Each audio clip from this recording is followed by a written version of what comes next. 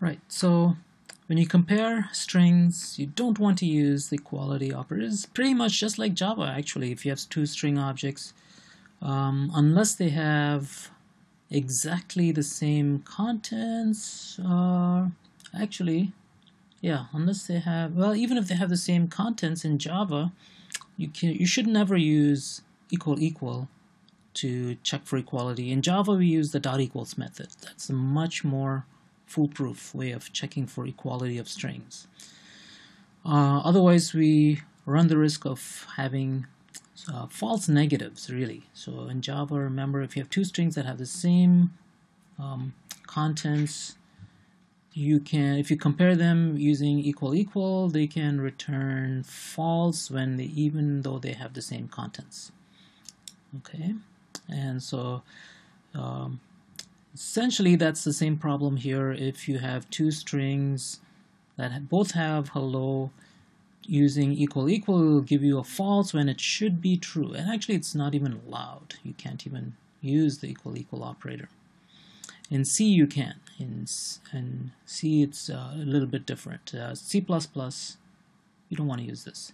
So string compare is what you want to use. It returns something that's non-zero if it returns an int, and the int value. So here's another thing. If you remember, in C++ and in C, you can have if statements with something in parentheses, and this does not have to be Boolean, unlike Java. Okay, so this whatever's in parentheses here, the string compare, this thing returns an int, and what's going to return is something non-zero if they're not the same, and 0, which is considered false if they are the same. So it's got to watch out for that.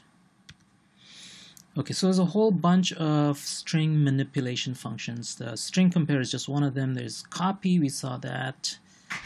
String cat is concatenate. You take two strings and concatenate, let's see, the source string onto the end of the target string. So whatever target string is here, you concatenate the source string to the end of this, assuming that this has enough space. And you, the programmer, are responsible for making sure that you have enough space. So remember, what all of these functions go by is the null termination character. So that's crucial for all of these library functions. Okay, string cat, the string length, very handy function, but remember, this returns everything, the length of the string, not including the null termination. So once again, when you use strlen, you find the length of the string. The null termination is not counted, and so you almost always have to add 1 to whatever strlen gives you.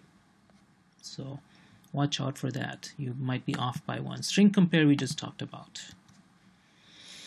Okay, so string length function, strlen, it's used to find out how many characters there are in a string. So let's say you have something like this. Character array myString with 10 locations is initialized to doobie-doo, which is 1, 2, 3, 4, 5, 6. This should return 6, even though there is the 6 characters and followed by a null termination character in there. So strlen does not count for that null termination.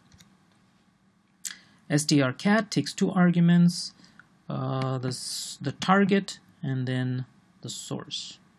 So what this does is it'll take the source string and concatenate to the target, so that if you execute a statement like pair of statements like this, where you set up first a string which has the rain without a space at the end, and then concatenate in Spain, it will tack it on right after, so that there's no space. So if you need spaces, you have to do that yourself. So that is, either put it in here, right at this point, at the end of rain, or just below, just before in. Okay, so a C string is just an array. So C string parameter is an array parameter, and these can be passed to functions. and it can be changed by the receiving function. Just this is passed by, it is passed by value, but what you're doing is you're passing a pointer or a reference to the first location of the array is what you're really passing.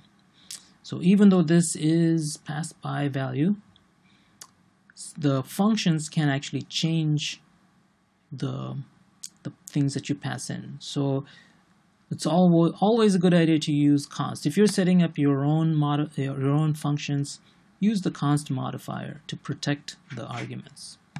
Okay, let's take a quick look back. Let me see if we can spot. Doesn't tell us whether these are const or not.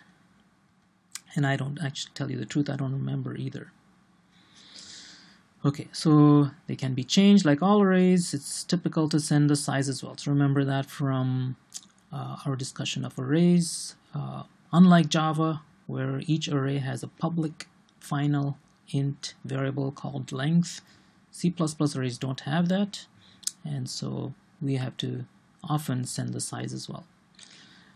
For the string functions that we've discussed so far, all of these functions tend to use the null termination character to find the end, which means they could be off, right? If you forget to put a null termination character in a string, or somehow you overwrote it, or whatever, you know, if you don't have the null termination character, your function, whatever function you call, like string compare or string cat, those could go beyond the bounds of the array.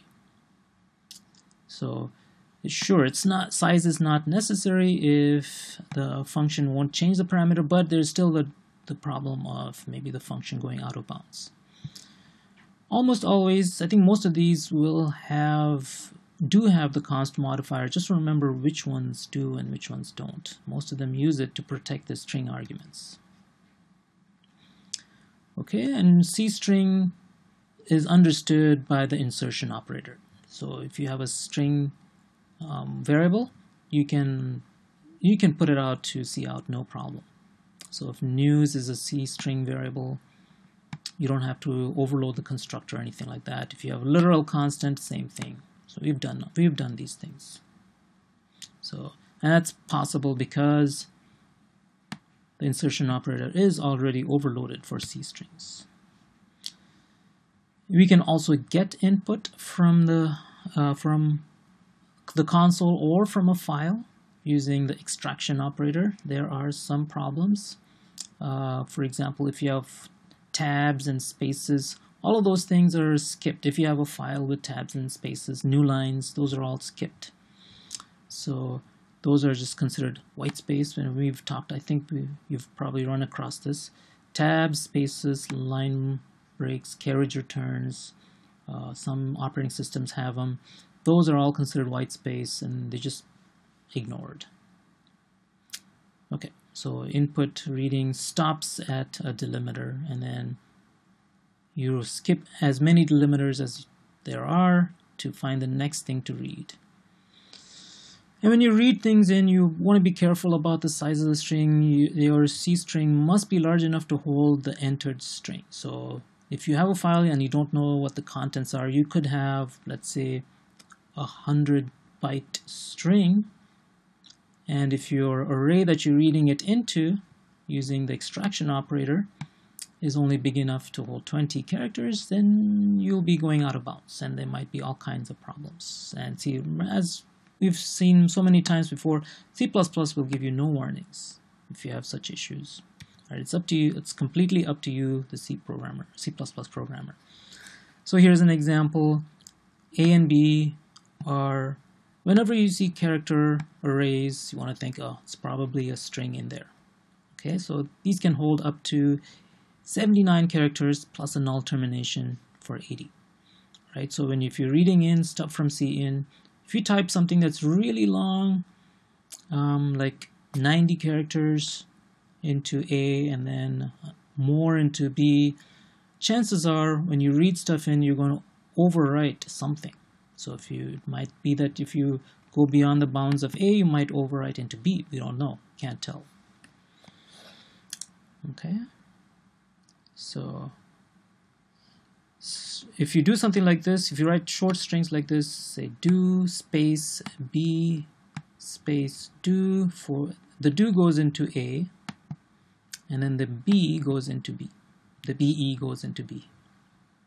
So anything that's separated by white space, spaces like such as just regular space, tabs, new lines, those just mark the separate strings. So they just tell you where the strings stop and start.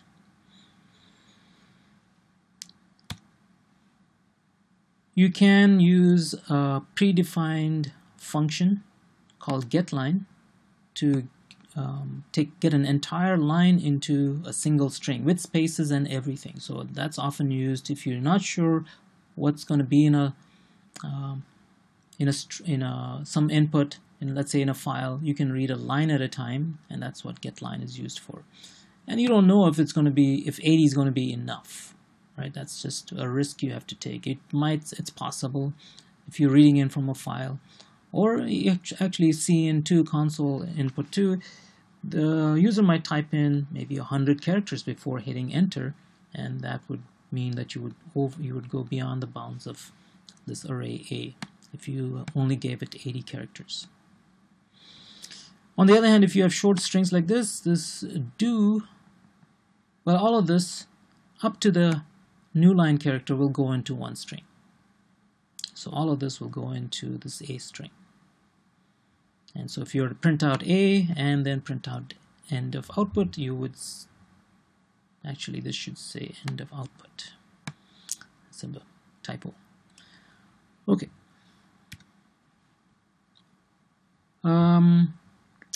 So when you run programs from the command line, and those of you who are taking Csis 248, you do this all the time in a Linux shell, very similar to Unix shell, or a DOS prompt.